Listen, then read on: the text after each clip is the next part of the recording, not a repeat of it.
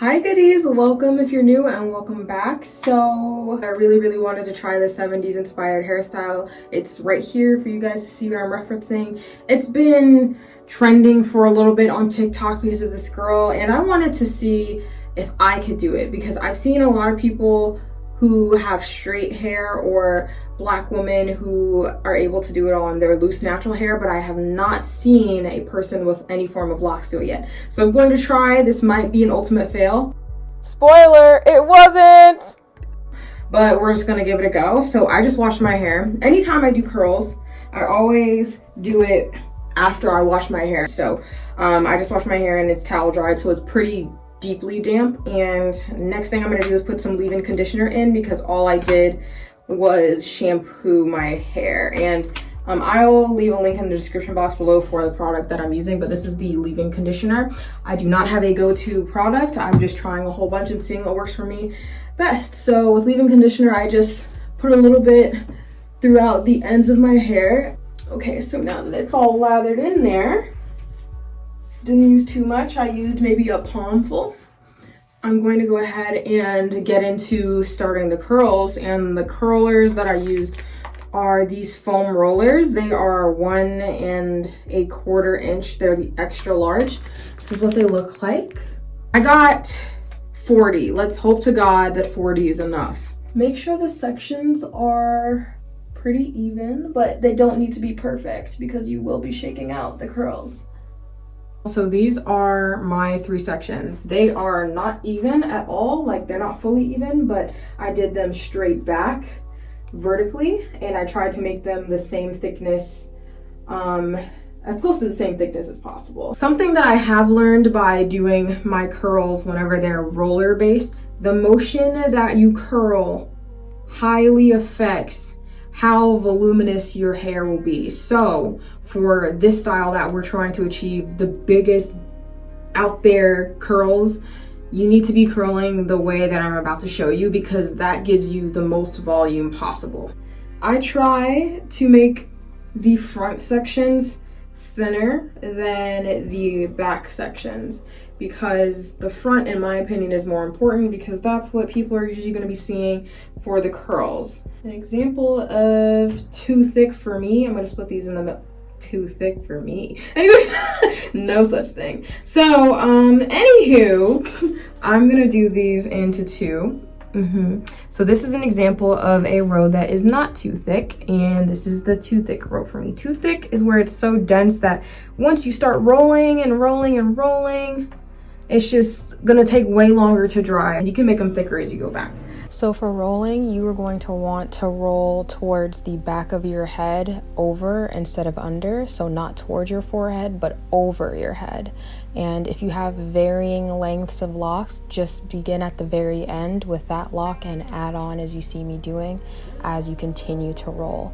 Now, the direction you want to be rolling is, think where your head is as an axis, 180 degrees, so a line. So just push it forward and straight and keep rolling in that direction for as long as you can possibly go, because that gives your hair a bump or some height for the curl.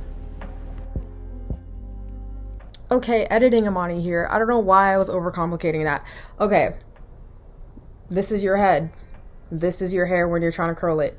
Keep it as straight as possible, literally parallel to the ground, flat as you can get it. And then as long as it stays flat and you just barely bring it up, you're good. Yeah, I hope that helps. If I didn't help, somebody explain it in the comments. I can't do this. Now, what do I do when I get to the back of my head, Amani? Don't worry, your pretty, gorgeous, big head. You're going to keep doing it the way that I showed you. So, end. I'm doing it real time so you can see how quickly I can do it. Keep pushing it down to where it is 180 degrees. So a straight line, for those of you who don't know, and keep doing that as forward as possible until you can't anymore. And then tilt your head forward so that you can keep it straight and that's when you clasp it. So I'm completely done with the curlers. I ended up using 38 rollers throughout the entirety of my hair, and I am personally not going to use heat to allow my hair to dry. So what I usually do whenever I leave rollers or curlers in overnight is I tend to allow my rollers to stay in for 48 hours. So that way I can, one, ensure that it's completely and fully dry, and two, so that the curl holds a lot better, I feel, because when it might feel dry to touch, it might not be dry through and through all of your locks, which is why some people, when they do any type of twist out, braid out, curl out, anything like that, it might be why your curls are falling as if you never even curled them at all, or they're not as bouncy as you would like.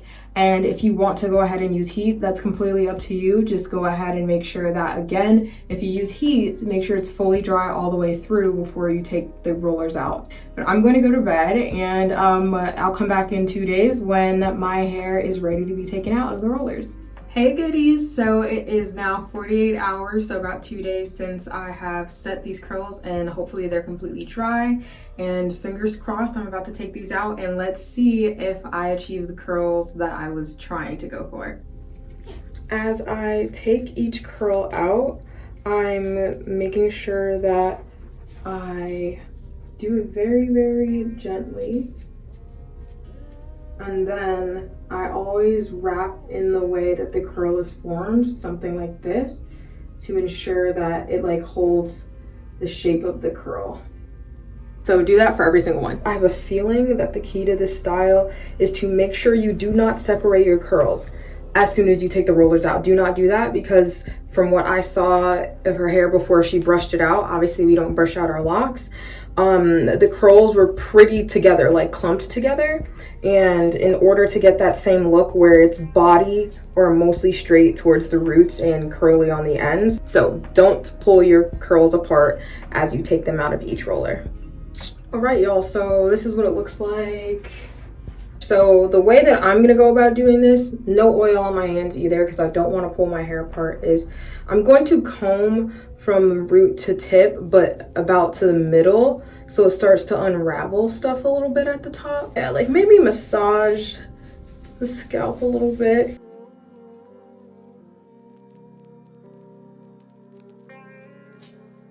Comb gently, comb gently. Let's try the bangs first. I'm gonna split it up. What I saw, I just straightened it out on the bottom, and they are starting to spring up together. Oh, sucky now. It's doing it. It's doing what it's meant to be doing. Yeah, because I'm trying to roll it. So now my fingers are like straightening it out as much as possible. And then I'm rolling it forward up towards my head. Yeah. That looks very accurate to me. I don't know about y'all. Okay. Let me chill out. Let me not get cocky. Let's do that again. So slower. I like combed it out. Comme ça. And then I started rolling from the ends up. Have your fingers in there as a barrel roll and keep it going. Keep it going. Slow and steady wins the race. All right, and then bam! Oh yeah! Oh yeah! Why am I singing like I'm in church? Okay, so I'm gonna try that process throughout the perimeter of my hair. I'm rolling it towards my head. So, like this. Not this, not outwards, but up and towards my head. Roll. Skate. And grab as it goes. Like, do your best. Do better than me. It gets easier when you get towards the top. Yes. Stick your finger in, and you can use your thumbs to assist you to get the flyaways, and then it starts to tighten up as you go. Yeah, and then hold, pull it out, kind of like what I presume you do when you have a curling iron, but you're setting the curl with no heat, and then it should be able to do something like this. Parfait. Okay, let's continue. I have a feeling if you have clips, I'm too lazy, but if you have clips, I feel like that would also be more helpful. When you get to the top, you can roll it and hold it. I'll show you when I'm done. I'm also gonna probably leave a couple at the back just to hang, because honestly the front is the most important part in that hairstyle. All right, y'all, it looks like this before you shake it out. So I have to film this in a real orientation, so I'm gonna do that. Let's see how it turned out. All right, y'all, so this is what it looks like as soon as you shake it out. And as you can see, I achieved the results, but the difference between locks and a lot of loose natural hair or like straight hair is it's really hard to get the look like this that she has. So we're gonna cheat a little bit. The last step that you have after you shake it all out, it's as voluminous as you can get it, especially towards like the end. You want it to be more voluminous at the roots. So you go ahead and you get some bobby pins. Sorry, I'm taking these out, the ones that I had. So you grab your bobby pins and you gauge the little wave, the little swoop that's there. Like if I were to leave it like this, if I were to move, it would move. But what I did was I bobby pinned the end of it, like 1 or 2 locks from the same ringlet, and then you fluff it up the way that you need it to be so that it doesn't leave too much of an airy gap on the inside with your locks. And then I do the same to the other side, just to match the same height as the first side that you did. And then you can go ahead and adjust it as you please.